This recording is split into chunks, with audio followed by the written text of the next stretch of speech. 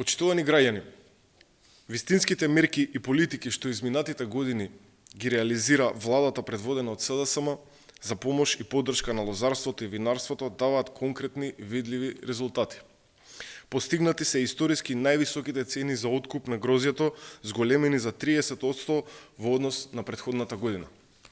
Дополнителни 2 денари за килограм откупено грозје се обезбедени од интервентниот фонд за земјоделството, кој со ребалансот на буџетот е зголемен од 400 на 900 милиони денари, наменети за поддршка на оваа стопанска гранка во услови на криза.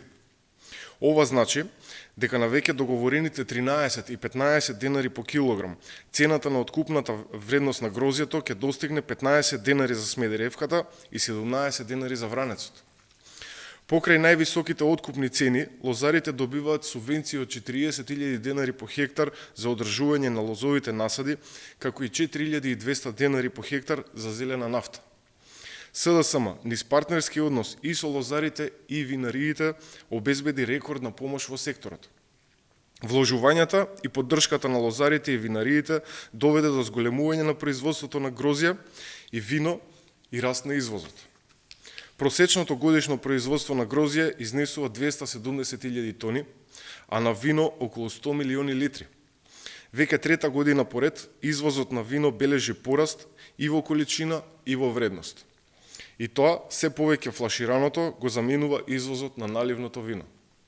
Нашата земја е еден од лидерите според вредноста на извезеното вино во регионот, односно втор најголем извозник после Грција.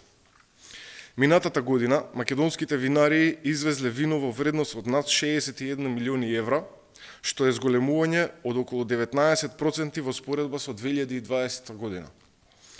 Се овозможува финансиска поддршка до 10.000 евра за малите семејни винарии за набавка на опрема за производство, а секоја година се одвојуваат средства за промоција на македонските вина на саемите низ светот. Македонските вина, како препознатливи по својот квалитет, следното представување ќе го имаат во рамките на иницијативата Отворен Балкан, на првиот меѓународен саем за вино, храна и туризам, што ќе се одржи во Белград. Од Северна Македонија ќе учествуваат 42 винарии и 3 дестилерии, кои ќе се представат со повеќе од 300 различни типови македонски вина.